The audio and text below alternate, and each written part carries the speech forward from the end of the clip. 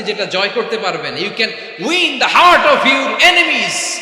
ইহসান দিয়ে আপনি আপনার শত্রুর হৃদয়কে জয় করতে পারবেন। এজন্য আল্লাহ বললেন, ওয়া আনফিকু ফি সাবিলিল্লাহি ওয়া লা তুলকু বিআইদিকুম ইলাত তাহলুকা ওয়া আহসিনু ইন্নাল্লাহা ইউহিব্বুল মুহসিনিন। তোমরা আল্লাহর রাস্তায় দান করবে আর নিজেরা নিজেদেরকে ধ্বংসের হাতে ঠেলে দিও না। তোমরা একে অপরের প্রতি ইহসান করবে, কারণ ইহসানকারীদেরকে আল্লাহ বড্ড ভালোবাসেন। সুবহানাল্লাহ পড়েন। আবার সূরা রহমানে আল্লাহ বললেন, হাল জাযাউল ইহসানি ইল্লাল ইহসান ফাবিআইয়ি আলা, সবাই পড়েন, ফাবিআইয়ি আলাই রাব্বিকুমা তুকাযযিবান। ইহসানের প্রতিদান হিসেবে ইহসানি হয়। বিশ্বনবী সুমামার প্রতি যেমন ইহসান করেছেন, সুমামাও ঠিক তেমন ইহসান ফিরিয়ে দিয়েছে। ঠিক কিনা বলেন? তাহলে এক নম্বরে হচ্ছে আদ, ন্যায় বিচার। দুই নম্বরে সবাই বলেন ইহসান, সদাচরণ। ইহসান দুই ধরনের প্রিয় ভাই, ইহসান ফিল ইবাদা, ইহসান ফিল মুআমালা।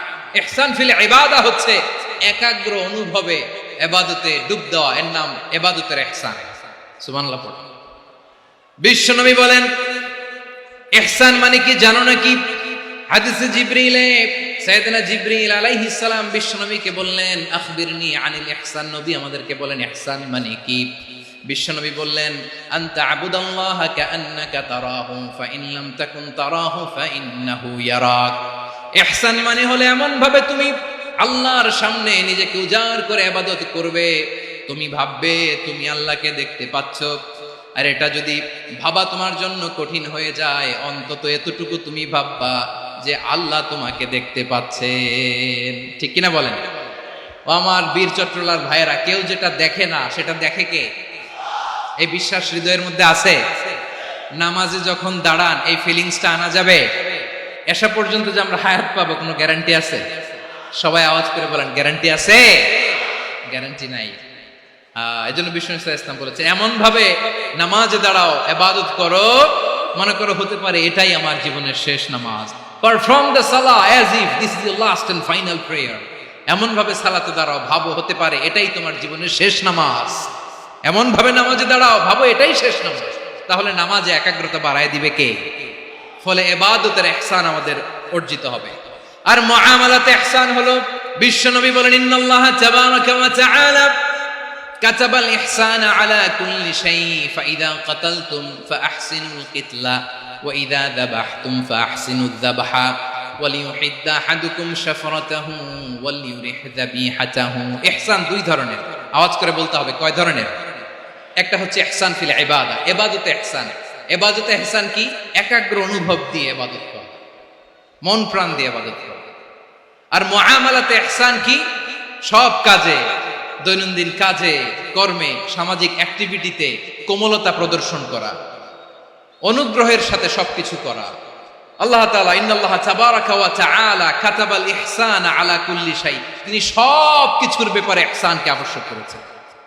সবকিছু, মুমিনের সব কাজে ইহসানের পরশ থাকবে। ওয়া ইযা কাতালতুম ফাহসিনুল কিতলা, বিষ্ণুই বলেন তুমি যখন কাউকে হত্যা করো ইহসানের সাথে করো। সুবহানাল্লাহ পড়বেন না? যখন হত্যা করো তখনও ইহসানের সাথে। আচ্ছা, হত্যা করবো আবার ইহসান আসবে করতে করে, তো মেরেই ফেলবো আমি।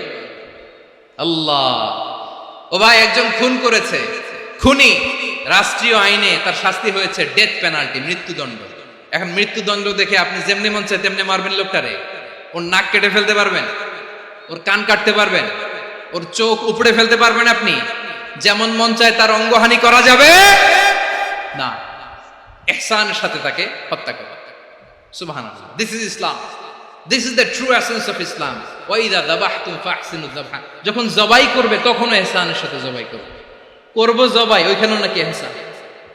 আচ্ছা, কুরবানির দিন আমরা পশুগুলোরে কি করি বলেন? সবাই আওয়াজ করে জবাই। জবাই মানে তো এটার মেরেই ফেলতেছি, একটু পরে তো টুকরো টুকরো করে গোশতগুলো খাবো, এটা তো খাবো, এটা তো মেরেই ফেলবো। বিষ্ণু বলে না, জবাইয়ের মধ্যেও মুমিনের জবের ভেতরেও ইহসানের পরশ থাকা চায়।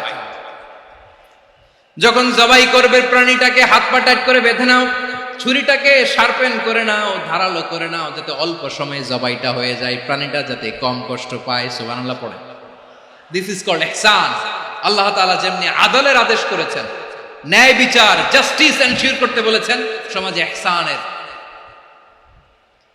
ব্যবহার, ইহসানের অনুশীলন তিনি করতে বলেছেন। এজন্য মুমিনের প্রতিটি কাজে, আমার চট্টগ্রামের ভাইরা আমার দিকে তাকান, খেয়াল করে শুনুন, মুমিন জীবনের প্রতিটি কাজে ইহসানের পরশ থাকা চাই। আমরা যেন আমাদের পরিবারের প্রতি ইহসান করি, আমরা যেন আমাদের কর্মচারীদের প্রতি ইহসান করি, আমরা যেন আমাদের কলিগদের প্রতি ইহসান করি, আমরা যেন আমাদের ভাইদের প্রতি ইহসান করি। মুমিন জীবনের প্রতি কাজে ইহসানের পরশ থাকার দরকার আছে না নাই? কথা বুঝতে পেরেছেন? তাহলে আল্লাহ তাআলার তিনটা আদেশ ছিল, কয়টা গেল? প্রথমে কি ছিল? আদল। 2 নম্বরে, 3 নম্বরে রব্বুল আলামিন বললেন ওয়া ইতাইদিল কুরবা, নিকটাত্মীয়দেরকে দান করো, নিকট আত্মীয়দেরকে দাও, যারা তোমাদের ব্লাড কানেকশনের আত্মীয় তাদেরকে তোমরা দাও। এখানে জেনারেলি বললেন দাও, কি দিব সেটা তিনি এখানে বলেন নাই, সেটা তিনি সূরাতুল ইসরার মধ্যে বলেছেন। আল্লাহ বলেন ওয়া আতিদাল কুরবা হাক্কা, নিকট আত্মীয়দেরকে তাদের অধিকার, তাদের প্রাপ্য তোমরা বুঝিয়ে দাও।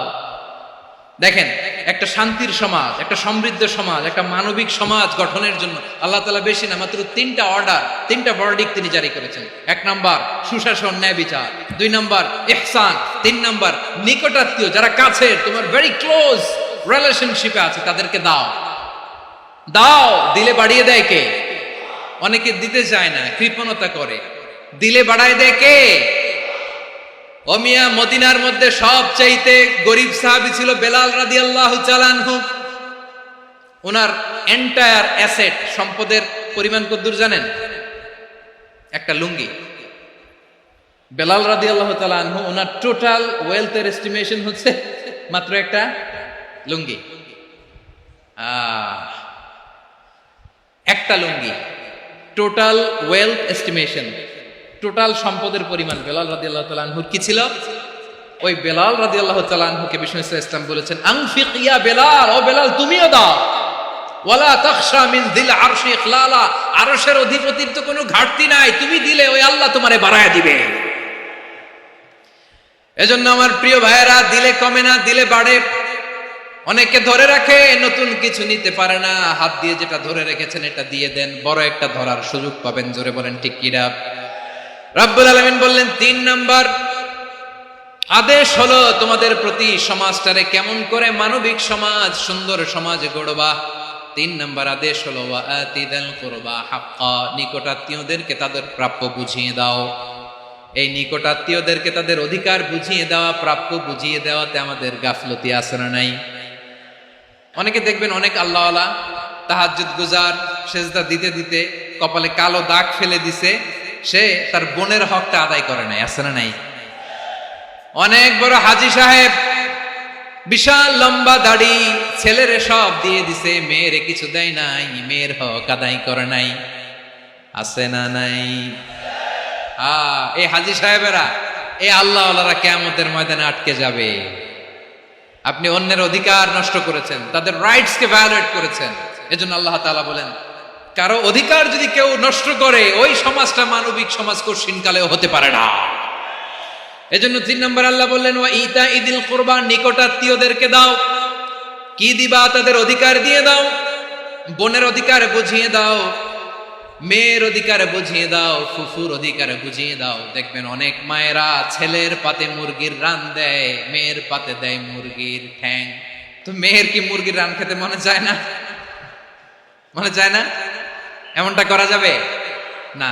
নিকটাত্মীয়দেরকে অধিকার দিয়ে দাও, নিকটাত্মীয়ের সাথে সুসম্পর্ক রাখো। আদেশটা কার? এজন্য প্রিয় ভাইয়েরা, জীবনে যদি বারাকা অর্জন করতে চান, নিকটাত্মীয়দের সাথে সুসম্পর্ক রাখতে হবে, তাদের জন্য উপহার পাঠাতে হবে। বিশ্বনবী বলেন লা ইয়াদখুলুল জান্নাতা কাতে, যে ব্যক্তি আত্মীয়তার সম্পর্ককে ছিন্ন করে দেয়, সে কঠিনকালেও আল্লাহর জান্নাতে ঢুকবে না। আপনি কি এটারে সহজ হাদিস মনে করছেন? এটা সহজ কথা? আপনি ভাবছেন আপনার নামাজ আপনার বাঁচাতে পারবে, আপনার রোজা বাঁচাতে পারবে, আপনার তাহাজ্জুদ আপনারে বাঁচাতে পারবে? অধিকার নষ্ট করলে কিছুই আপনারে বাঁচাতে পারবে না। এজন্য নিকট আত্মীয়দেরকে দিতে হবে বেশি বেশি। বিশ্বনবী বলেন, ইন্না সাদাকাতা আলাল মিসকিনি সাদাকা ওয়া আলা যির রাহিমি ইসনাতান সাদাকাতুন ওয়া সিলা। মিসকিনরে দান করলে শুধু দানের সওয়াব হয়, নিকট আত্মীয়কে দান করলে দুইটার সওয়াব হয়, সাদাকার সওয়াব হয়, আবার আত্মীয়তার বন্ধন অটুট রাখার সওয়াব হয়ে যায়। আবার বিশ্বনবী বললেন, মান সাররাহু আইয়ুবসাতা লাহু ফি রিজকিহি ওয়া ইন সাআলাহু ফি আসারিহি ফালইয়াসিল রাহিমা। যে ব্যক্তি তার রিজিকের প্রশস্ততা চায় আর হায়াতে বরকত চায়, সে যেন তার আত্মীয়ের সাথে সুসম্পর্ক রাখে। আমার প্রিয় চট্টলার ভাইয়েরা, আমাদের রিজিক বাড়ুক, এটা আমরা চাই কি চাই না? সবাই চান? হ্যাঁ, আমাদের রিজিকে প্রশস্ততা আসুক, চাই কি চাই না? আমাদের হায়াতে বরকত আসুক, আমরা চাই কি চাই না? এই দুইটা যদি চান, তাহলে নিকট আত্মীয়দের সাথে সুসম্পর্ক রাখবেন, পারবেন? তাহলে সমাজটারে মানবিক সমাজ বানায় দিবে কে? তিনটা আদেশ চলে গেল। এক নম্বরে কি ছিল? 2 নম্বরে, 3 নম্বরে নিকট আত্মীয়দেরকে দান। আল্লাহ তাআলা তিনটা জিনিসের যেমনি আদেশ করেছেন, অনুরূপ ভাবে তিনটা বিষয় তিনি বারণ করেছেন, নিষেধ করেছেন। ওগুলোর কাছেও যাওয়া যাবে। রাব্বুল আলামিন বলেন, ওয়ায়ানহা আনিল ফাহশাই ওয়াল মুনকারি ওয়াল বাগি। আমি যেমনি তিনটি বিষয়ে আদেশ করলাম, অনুরূপ ভাবে তিনটি বিষয়ে বারণ করলাম, নিষেধ করলাম। আমার 1 নাম্বার নিষেধাজ্ঞা হলো অশ্লীলতার প্রতি। ফাহশা, ওয়ায়ানহা আনিল ফাহশা, আল্লাহ তাআলা অশ্লীলতাকে নিষেধ করেছেন। কোন জিনিসকে? সবাই বলুন, কোন জিনিসকে? যত ধরনের, যত টাইপের, যত ক্যাটাগরির অশ্লীলতা হতে পারে, সব অশ্লীলতাকে হারাম করেছেন কে? ফাহশা মানে কি? কথায়, কাজে, আচরণে, কমেন্ট, ফেসবুকের কমেন্টসে যত ধরনের নোংরামো আছে, যত ধরনের অশ্লীলতা আছে, এটাকে আরবিতে বলে ফাহশা। রাব্বুল আলামিন বলেন, কুল ইন্নামা হারামা রাব্বিয়াল ফাওয়াহিশা মা যাহারা মিনহা ওয়া মা বাতান। ও নবী, আপনি বলে দেন, আমার রব প্রকাশ্য, অপ্রকাশ্য, স্পষ্ট কিংবা অস্পষ্ট, দৃশ্যমান কিংবা অদৃশ্যমান সব অশ্লীলতাকে হারাম করেছেন। সব ধরনের অশ্লীলতা হারাম। আল্লাহ তাআলা আমাদেরকে অশ্লীলতা থেকে বাঁচায়। এবার বলেন, আমাদের সমাজে অশ্লীলতা আছে না নাই? অশ্লীলতা নানা ভাবে, নানা নামে, নানা মোড়কে আমাদের সমাজে আছে না নাই? সংস্কৃতির নামে, ফ্যাশনের নামে, বিনোদনের নামে, উপন্যাসের নামে, কনসার্টের নামে অশ্লীলতা আছে না নাই? আপনি দেখেছেন কনসার্টগুলোর অবস্থা? আমাদের তরুণ তরুণীরা, আমাদের যুবক যুবতীরা, আমাদের জেনজিরা, কি অবস্থা ওইখানে? কনসার্টের নামে অশ্লীলতা আছে না নাই? ছেলে মেয়ে একে অপরকে জড়ায় ধরতেছে, একে অপরকে চুমু খাচ্ছে, প্রকাশ্যে, দিবালোকে, গণমানুষের সামনে। আল্লাহ তাআলা এই অশ্লীলতা থেকে আমাদেরকে বেঁচে থাকতে বলেছেন। রূপালী জগতের নামে অশ্লীলতা আছে না নাই? এই টার্মটা আপনারা জানেন না? রূপালী জগৎ কি জগৎ? আসলে কি রূপালী জগৎ না অন্ধকার জগৎ? আমার বোনেরা, আপনাদেরকে যে কি বলে তারা বুঝায়, রূপালী জগৎ শুনেই আপনি ভরকে যাবেন না। রূপালী জগতে যে নারী যত বেশি উলঙ্গ, সে নাকি তত বেশি সাহসী। জানেন? বলে এটা একটা সাহসী নারী, খুব সাহসী পদক্ষেপ তার। যত বেশি শরীর থেকে কাপড় নামাতে পারবে, যত বেশি বস্ত্রহীন হয়ে নিজেকে প্রেজেন্ট করতে পারবে, সে নাকি তত বেশি সাহসী। আমার চট্টলার ভাইয়েরা, শয়তানের প্রথমে এজেন্ডা ছিল বনি আদমকে বস্ত্রহীন করা। সে আদম এবং হাওয়া আলাইহিস সালামকে নিষিদ্ধ গাছের ফল খাইয়ে তাদেরকে বস্ত্রহীন করেছে। এই জামিনেও সে আমাদেরকে বস্ত্রহীন করতে চাইবে। এই রূপালী জগতের নামে তারা এটা করে। আমার প্রিয় বোনেরা, আপনি জানেন না আপনার দাম কত। ওরা আপনাদেরকে বিজ্ঞাপনের সস্তা পণ্য বানাতে চায়।